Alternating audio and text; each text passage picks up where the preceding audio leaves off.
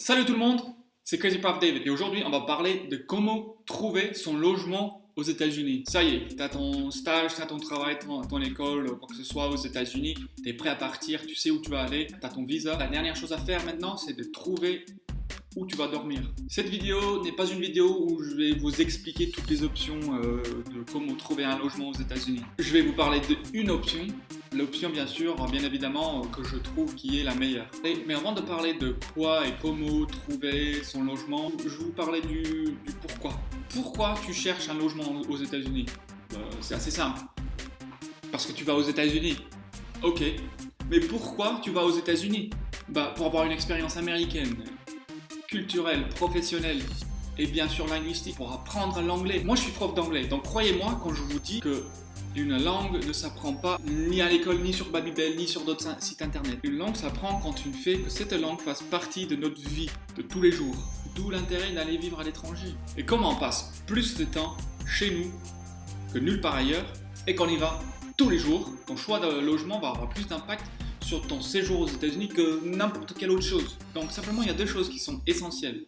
C'est essentiel que tu ne sois pas avec des Français, parce que tu vas parler en français. Et il ne faut pas que tu sois tout seul, parce que tu vas parler à toi-même ou à personne. La meilleure solution pour ça, c'est d'être en colocation avec des Américains. Et les avantages sont évidents. 1. Le logement c'est cher et toi, t'es pauvre. Et la colocation, c'est l'option la moins chère. 2. T'arrives, tu connais personne. Et t'as personne avec qui tu peux parler. Et tes colocataires seront tes premiers amis là-bas. Et ça va, numéro 3, ça va...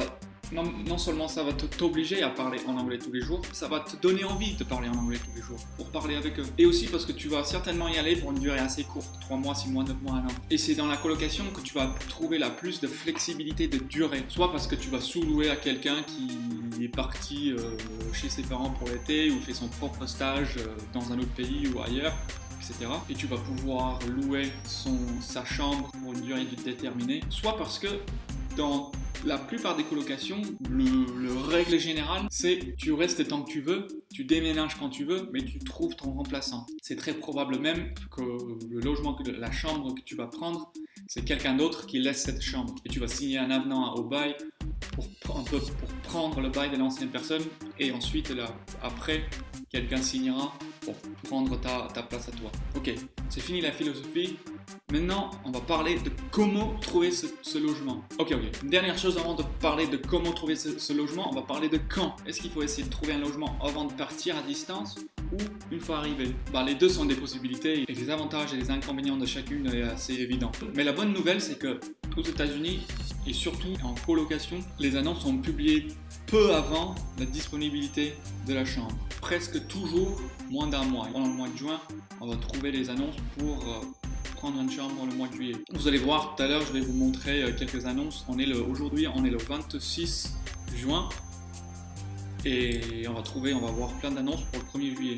Donc tu peux te débrouiller avec un Airbnb ou chez un ami ou autre chose pendant la première semaine pendant que tu trouves ton logement définitif. Et une dernière chose, n'oublie pas de t'abonner à ma chaîne où je publie une vidéo où je t'aide à voyager, travailler, vivre aux États-Unis toutes les semaines. Ok, donc pour trouver ton logement, tu vas aller sur un site web qui est Craigslist. C'est quoi Craigslist? Tu connais le Bon Coin? Si ça c'est le Bon Coin, ça c'est Craigslist.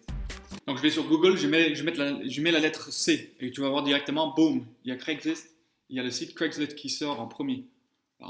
Première suggestion. Mais nous, on sait où on va vivre, donc on va directement mettre la ville. Prenons l'exemple, moi je vais mettre Craigslist DC pour la ville de Washington DC. On va utiliser ça comme exemple. Voilà, nous y sommes. Vous voyez au milieu, en haut, c'est écrit housing ou logement avec des sous-catégories. Il y a deux catégories qui nous intéressent. Rooms and shared, c'est des chambres partagées dans des logements partagés. Et sublets temporary, des sous-locations et du logement temporaire. Si tu vas rester moins de 6 mois, je te conseille de commencer avec sublets temporary. Plus de 6 mois, room shared. Mais les deux sont bien dans les deux cas. Simplement, il faut juste discuter de ton projet avec le colocataire et voir si ça peut marcher. Maintenant, la manip est très simple. Tu vas dans la barre de recherche et tu tapes group. G-R-O-U-P. Group. Et puis le mois quand tu vas emménager. Après, tu peux aussi essayer avec le mot shared. Et puis le mois où tu vas emménager, ou simplement si ça ne marche pas, tu peux aussi juste mettre shared et voir ce que ça donne. c'est pour trouver des colocations, c'est des shared, du logement partagé. Du shared c'est logement partagé. Group, parce que très souvent, là en France, très souvent on est en appartement partagé, très souvent aux États-Unis on est en maison partagée. Et on appelle ça un group house. C'est très sympa, tu as une maison avec un jardin et tout ça, pour boire des bières sur la terrasse, etc. C'est super, franchement c'est super si tu vas l'été. Je conseille fortement de te mettre, si tu arrives à en trouver une, je te conseille fortement d'aller dans une group house. Après, shared, tu vas aussi trouver, mais tu vas aussi trouver des appartements partagés, des shared apartments. Donc voilà, tu trouves quelque chose qui tu penses qu'il peut te correspondre, tu verras bien dans les annonces, il y a beaucoup d'informations et sur la chambre, et sur la maison, et sur les gens qui sont là. Donc déjà, tu auras une bonne idée de si ça peut être un bon fit ou pas. Et quand tu auras trouvé quelque chose, tu cliques sur le bouton là pour les contacter, et tu les contactes par mail, et tu donnes un peu d'informations sur toi.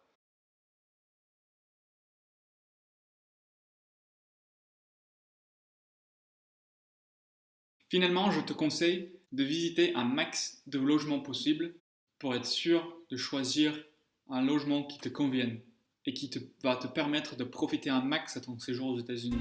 La plupart du temps, tu ne signeras pas de nouveaux bails. Tu signeras éventuellement un avenant au bail où toi, tu prends la place à quelqu'un d'autre qui était sur le bail.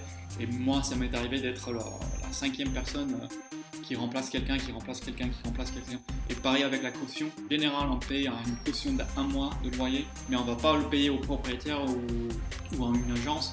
Simplement, on va le payer à la personne qui part. Leur caution va devenir la nôtre dans le contrat. Et quand on va partir, la personne qui nous remplace va nous rembourser notre caution. Voilà, j'espère que cette vidéo vous a aidé. Si vous avez des questions, mettez-les dans les commentaires. Et merci d'avoir regardé. See ya!